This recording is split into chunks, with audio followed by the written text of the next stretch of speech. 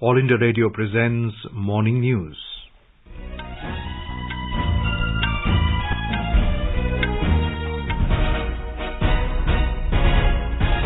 Good morning. I am Abhishek Mukhopadhyay and with me Subhadra Ramachandran. The headlines. India and Australia call for free and secure Indo-Pacific region, express concern over situation in Afghanistan.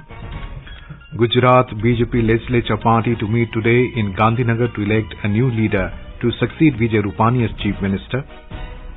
Centre reduces import duty on edible oils to ease retail prices in domestic market. Centre hikes financial support from 9 to 70 crore rupees to open Ayush colleges in the country. Vice President M. Venkaiah Naidu says India handled COVID pandemic in better manner than developed nations with the help of scientific and medical fraternity. More than 73 crore and 73 lakh doses of corona vaccine administered in the country so far. And in US Open tennis, British Emma Raducanu beat Leila Fernandez of Canada to win women's singles title.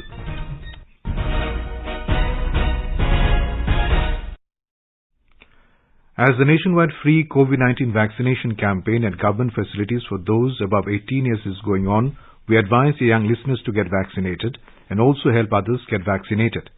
We also advise the listeners not to lower their guard as COVID-19 remains a threat to our health. Please stay at home unless it is essential to go out and continue to follow these 3 simple steps. Wear a face mask, maintain 2 gaz ki duri for social distancing, focus on hand and face hygiene. For any COVID-related information and guidance, contact National Helpline numbers 011 2397 8046 and 1075. And now the news in detail.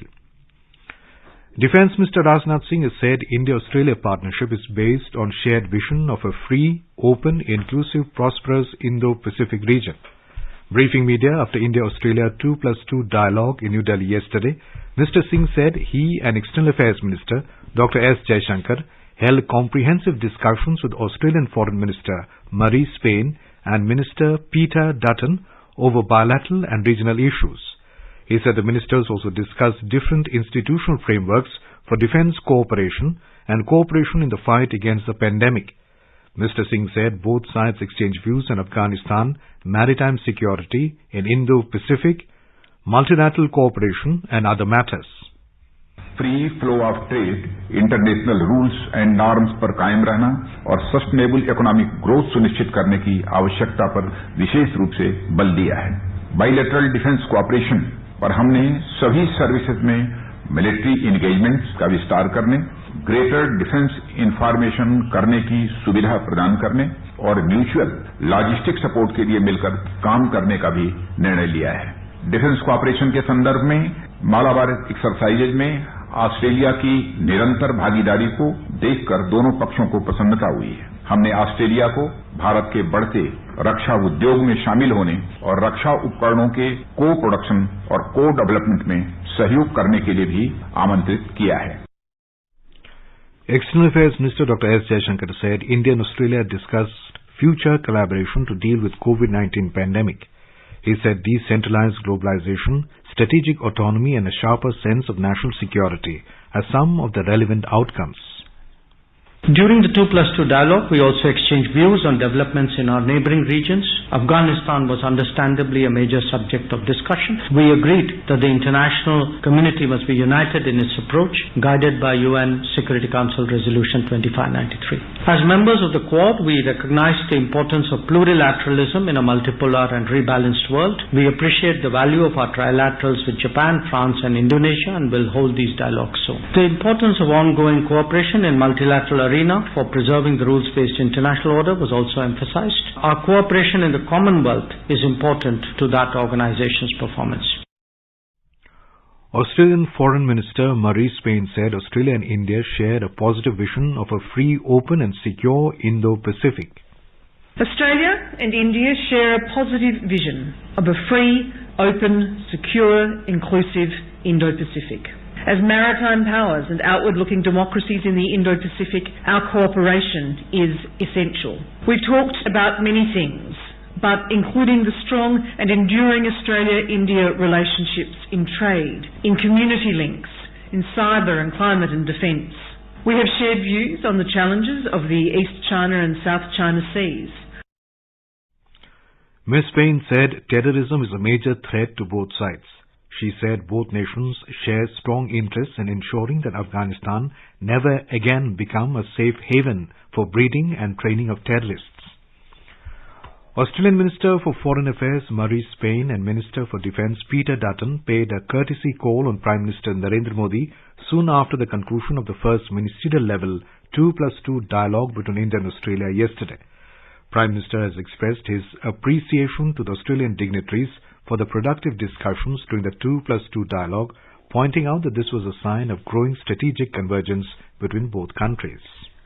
Gujarat BJP legislature party is likely to meet today to elect a new leader following the resignation of Chief Minister Vijay Rupani. According to party sources, the Union Home Minister and senior party leader Amit Shah may join the legislature party along with the central observers. We have more from our Ahmedabad correspondent. The state BJP sources have said that the legislative party meeting will be held today in Gandhinagar. However, the party is awaiting the confirmation from the Central Parliamentary Board in New Delhi. It is likely that a legislative party meeting will be held by this evening in the presence of the party's central observers. Senior BJP leader and National General Secretary B.L. Santosh and Union Minister and party's Gujarat in charge Bhupendra Yadav also indicated the same at BJP headquarters in Gandhinagar. Union Ministers Parshottam Rupala and Mansukh Mandavia also in Gandhinagar. Earlier, Mr. Vijay Rupani had resigned as the Chief Minister of Gujarat a year before the State Assembly elections scheduled by December 2022. After handing over his resignation to the Governor at Raj Bhavan in Gandhinagar, Mr. Rupani said that he had stepped down from the post willingly and ready to accept the new responsibility given by the party. Yogesh Pandya, AR News, Ahmedabad. BJP President JP Nadda launched the party's Booth Vijay Abhiyan through video conferencing yesterday. Addressing party workers, Mr. Nadda said the party had made history in the last assembly poll in Uttar Pradesh in 2017 by winning 325 seats. He said in 2014 and 2019 Lok Sabha elections, people of Uttar Pradesh gave their support to politics of development. Mr. Nadda said the enthusiasm of BJP workers gives a clear indication of future of Uttar Pradesh. He said it is a matter of pride that under the leadership of Prime Minister Narendra Modi, the politics of casteism, familialism, dynasty and colonialism in the country has been brought to an end and the politics of development has become popular. The BJP National President said, under the guidance of Prime Minister Narendra Modi and under the dynamic leadership of Chief Minister Yogi Adityanath, Uttar Pradesh has reached new dimensions in development and progress. He said lawlessness has ended, law and order situation has been strengthened, and the politics of casteism, dynasty and appeasement has come to an end under the Bharatiya Janata Party government in Uttar Pradesh. In order to ensure availability of edible oil to consumers at fair prices, Union Government has further reduced the standard rate of duty on crude palm oil, crude soya bean oil and crude sunflower oil to 2.5% and the standard rate of duty on refined palm oils, refined soya bean oil and refined sunflower oil to 32.5%. The agri cess for crude palm oil has been increased from 17.5% to 20%. It may be noted that the international prices and thereby domestic prices of edible oils have been ruling high during 2021-22, which is a cause of serious concern from inflation as well as consumers' point of view. Import duty on edible oils is one of the important factors that impacted landed cost of edible oils and thereby domestic prices. Union Minister Sarbananda Sonowal has said that the government has increased the financial support from 9 crore to 70 crore rupees to ensure more Ayush colleges are opened across the country. He said there are only a few Ayush colleges in the northeast and the Indian traditional medicine systems can only be popularized by making available more qualified practitioners. Mr. Sonowal was addressing a conference on diverse and fulfilling career paths in Ayush systems, education, entrepreneurship and employment focus in the northeastern states at Government Ayurvedic College and Hospital in Guwahati yesterday. Now the states may identify the land for this purpose and manpower and avail this opportunity as per the guidelines of the National Ayush Mission, NAM, Mr. Sonowal said. The minister said that career opportunities in the Ayush sector for professionals of all disciplines have increased dramatically during recent years, and faith in the Ayush systems have been restored among communities worldwide. Union Minister for Information and Broadcasting and Youth Affairs and Sports, Anurag Thakur, addressed the faculty and students of Jawaharlal Nehru University on the occasion of 128th anniversary of Swami Vivekananda's historic Chicago speech. In his address, Mr. Thakur said, India is a nation proud of its heritage and looking to the future. He said it is a nation that values new ideas and focuses on innovation for building new India. Mr. Thakur said, India is a nation that believes both in the healing power of spirituality and the transforming power of software to make the world a better place. He said, in life we have to learn new things every moment. We are a nation that believes both in healing power of spirituality as well as transforming power of software to make the world a better place. And even the Silicon Valley, you could see the power of software which the India dominates. And even globally today, when the world is facing a challenge during the pandemic time, not only our pharmaceutical companies are helping, but yoga is also helping about the challenge of mental health. So all I can say is, we can still learn a lot from Swami Vivekananda, his life, his thought, his learnings, his teachings. The minister appealed the youth to keep upgrading their skills so that in the 21st century, India becomes the largest skilled manpower provider in the world. You are listening to the Morning News on All India Radio. A reminder of the headlines before we move on. India and Australia call for free and secure Indo-Pacific region, express concern over situation in Afghanistan. Gujarat BJP Legislature Party to meet today in Gandhinagar to elect a new leader to succeed Vijay Rupani as Chief Minister. Centre reduces import duty on edible oils to ease retail prices in domestic market. Centre hikes financial support from 9 to 70 crore rupees to open Ayush colleges in the country.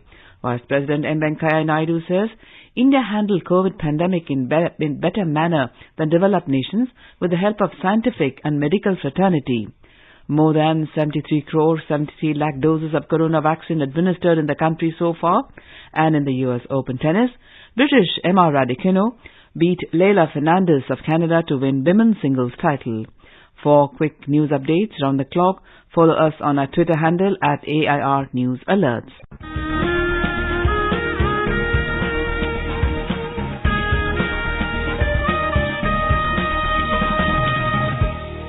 आजादी के आंदोलन के खजाने में ऐसे ढेरों शब्द जिन्होंने बदल दिए इतिहास, तारीख बदलने वाले लफ्जों पर आकाशवाणी समाचार ला रहा है विशेष कार्यक्रम धरोहर हर सोमवार।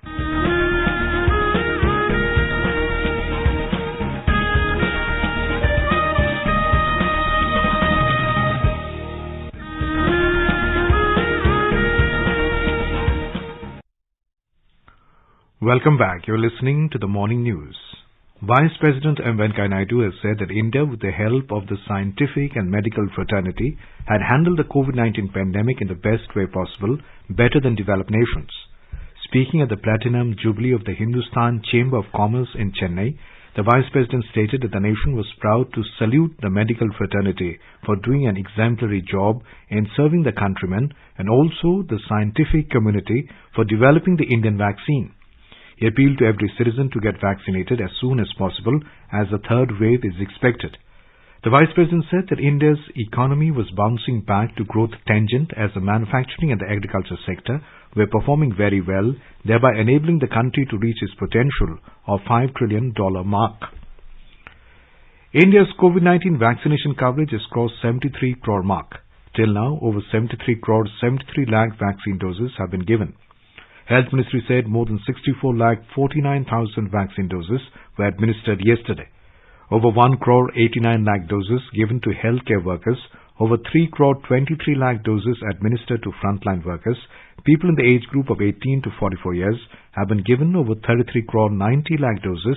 People in the age group of 45 to 59 years have received over 20,52 lakh doses, and people above 60 years have been administered over 14,17 lakh vaccine doses. In Uttar Pradesh, 34 districts have been declared corona-free as sample testing and vaccination are being carried out aggressively in the state. We have more from our Lucknow correspondent. According to the Health Department, during the last 24 hours, more than 2,17,000 COVID-19 samples were tested and only 14 new cases of corona were detected in 10 districts. Not a single new case of COVID-19 was found in 65 districts in COVID testing. The number of active cases of COVID in state has also reduced to 184. Official spokesperson said that COVID vaccination work is going according to center's instructions in state, and 48% population eligible for COVID vaccination has got first dose. A total more than 8.62 lakh vaccines of COVID-19 have been administered in the state. Yesterday, more than 14,88,000 people were vaccinated. MS Yadav, AR News, Lucknow. As our nation celebrates the 75th year of independence, a series of events is being organized by the government as part of Azadi Ka Amrit Mahotsav. Let's now listen to our special program, Azadi Ka Safar. Azadi Ka Amrit Mahotsav.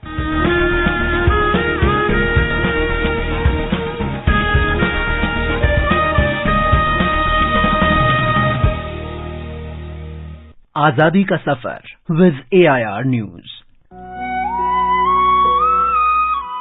India's glorious fight for freedom is one of the greatest struggles the modern world has ever witnessed. AIR News brings you a glimpse of the valiant struggle every day. Azadi Ka Safar with AIR News.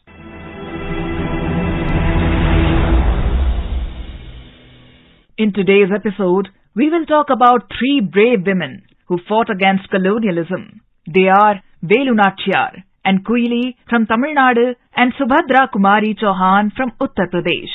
Veeramangai, the brave woman Velu Nachiyar, was the first Indian queen to wage war with the East India Company in India. She was Queen of Sivaganga in Tamil Nadu from 1780 to 1790. Velu Nachiyar, the princess of Ramanathapuram, was trained in many methods of combat, including war match weapons usage, martial arts like Valari, Silambam, horse riding and archery. She was a scholar in many languages and was proficient in languages like French, English and Urdu. When her husband, Muttu Vadaganada Peruvudaya Devar, was killed in a battle with British soldiers, she was drawn into the conflict.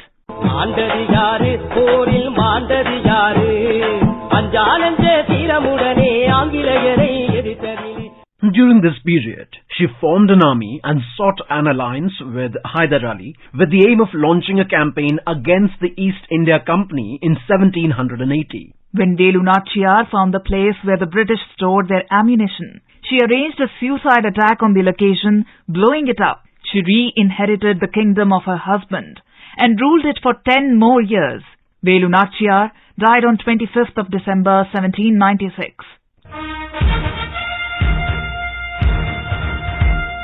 Kuili, army commander of Queen Velu Nachiyar, is considered as the first female martyr in the Indian history. Kuili was born in the 18th century at Sivagangai district. She was a devout commander of Velu Nachiyar and had saved her life on many occasions.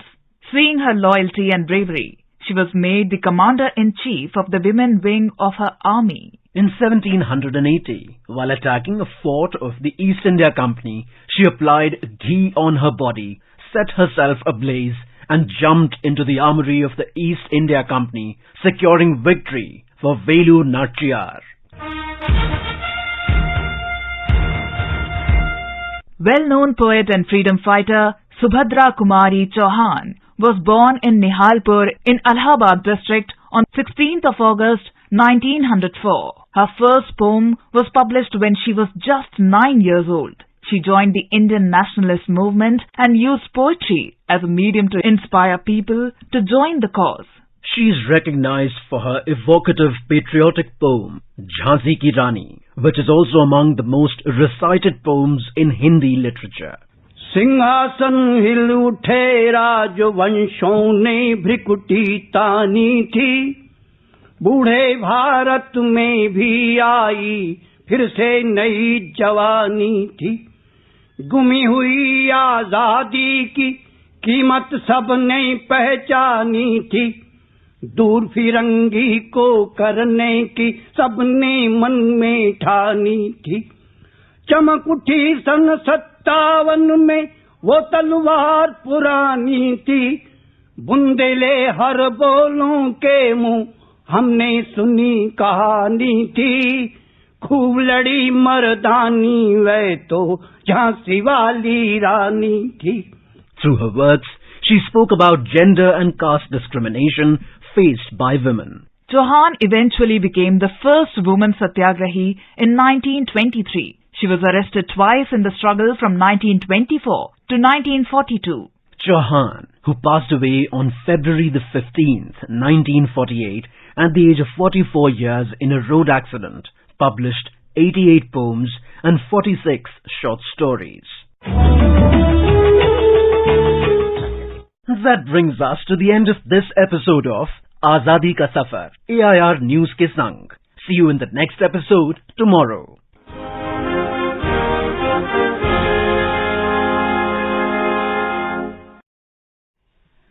As a part of Azadi Ka Amrit Mahotsav, All India Radio News brings its listeners a special quiz on India's freedom movement and its glorious history. The quiz is being conducted every Monday and Tuesday in morning news and will continue till the 15th of August 2022. India Post has joined hands as the logistics partner with All India Radio News for the Amrit Mahotsav quiz. As part of Union Government's public outreach program for Jammu and Kashmir, Union Minister of State for Defence and Tourism Ajay Bhatt had a detailed interaction with the officials of Jammu and Kashmir Tourism Department at Royal Springs Golf Course in Srinagar yesterday and met various stakeholders associated with the tourism sector of J&K. Addressing the gathering, Mr. Ajay Bhatt said that the government headed by Prime Minister Narendra Modi is making all-out efforts to keep the essence of Jammu and Kashmir intact by ensuring holistic development of the region. He assured that besides the existing avenues pertinent to the tourism in the region, border tourism, eco-tourism and horticulture tourism will be taken up on priority. Global pandemic has affected the lives of the people worldwide and it has compelled the people to change their lifestyles. But at the same time, it is also bringing many positive changes like creating awareness about the environment and adopt environment-friendly initiatives to avoid the spread of the pandemic. Many villages in Maharashtra have adopted the concept of one village, one Ganpati to avoid the spread of the pandemic. A report.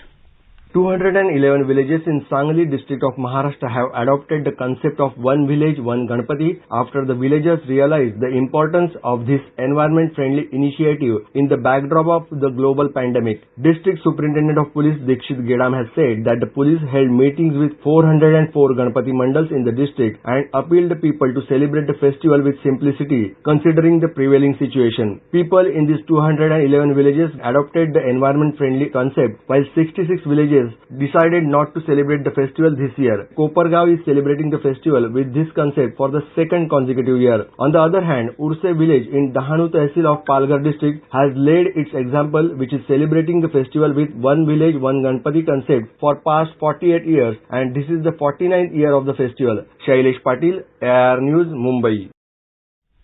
Rising British sensation Emma Raducanu beat Leila Fernandez of Canada to win women's singles title at US Open Tennis. The 18-year-old Emma Raducanu defeated her Canadian opponent in straight sets, 6-4, 6-3 in the Summit Clash held at the Arthur Ashe Stadium in New York last night. She has become the first British woman to win the title in 53 years. Raducanu also became the first British woman in 44 years to win a Grand Slam singles title. Britain's Queen Elizabeth congratulated Raducanu on her success and said it is a testament to her hard work and dedication. UK Prime Minister Boris Johnson said Raducanu showed extraordinary skill in the game.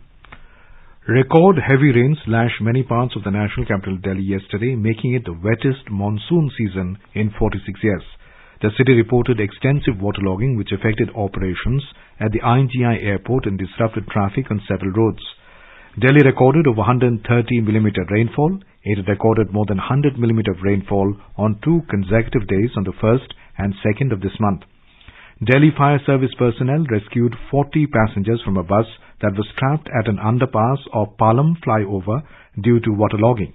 The Indian Meteorological Department has forecast that moderate rainfall in Delhi will continue today as the low pressure area over East Rajasthan and another forming over the Bay of Bengal are likely to intensify further. Senior scientist of IMD R.K. Jenamani said rainfall expected today in Delhi, NCR, Punjab and Rajasthan. He said Delhi will receive a fresh spell of rain from 17th September. Now let us take a look at the weather forecast for today. Jammu is expected to have partly cloudy sky with possibility of rain or thunderstorm or dust storm. The maximum temperature will be around 32 degrees while it recorded 25 degrees Celsius as minimum. Srinagar will have partly cloudy sky with possibility of rain or thunderstorm. The minimum temperature was 15 degrees Celsius while a maximum will be nearly 27 degrees. Leh will have generally cloudy sky. Minimum temperature was 9 degrees Celsius while maximum will be around 26 degrees. Gilgit is likely to witness partly cloudy sky. The maximum temperature may rise up to 36 degrees Celsius. It noted a lower limit of 14 degrees. Muzaffarabad is likely to witness a partly cloudy sky becoming generally cloudy towards afternoon or evening or night. Temperature will hover between 20 and 34 degrees Celsius. Mumbai will have generally cloudy sky with heavy rain. Minimum and maximum temperature will hover between 24 and 29 degrees Celsius. Kolkata will have generally cloudy sky with few spells of rain or thunder showers. The minimum temperature in the city was 26 degrees Celsius, while the maximum will be around 32 degrees. Chennai is likely to have generally cloudy sky with light rain or drizzle. The temperature will vary between 27 and 36 degrees Celsius. Hyderabad is expected to have generally cloudy sky with light rain. The minimum temperature was 22 degrees Celsius, while the maximum may go up to 30 degrees Celsius. Bangalore is also expected to have generally cloudy sky with 1 or 2 spells of rain or thunder showers. The temperature will hover between 20 and 29 degrees Celsius. And Guwahati may have generally cloudy sky with 1 or 2 spells of rain or thunder showers. The minimum temperature is 26 degrees Celsius, while the maximum will be around 35 degrees. And now an overview of today's newspapers. Unity, the central lesson from 9/11 attack, says US President, notes the Hindu. Hindustan Times carries a photograph on its front page of New York police and firefighters holding the US flag during a ceremony marking the 20th anniversary of the September 11 attacks in New York. The caption above reads, US marks 20 years of 9/11. In a related story, the Asian Age, quoting Prime Minister Narendra Modi, writes, 9/11 attack on humanity, use human values to counter. Afghan situation, central concerns for India, Australia, writes a pioneer, can't let Afghanistan become terror safe haven. India, Australia, states the Indian Express. Business Line report, Telangana's Medicines from the Sky project takes flight. Sky Air drone complete 3-kilometer sortie in 7 minutes, delivering a payload of vaccines. Heavy rains lash Delhi as monsoon breaks 46-year record, notes the statesman.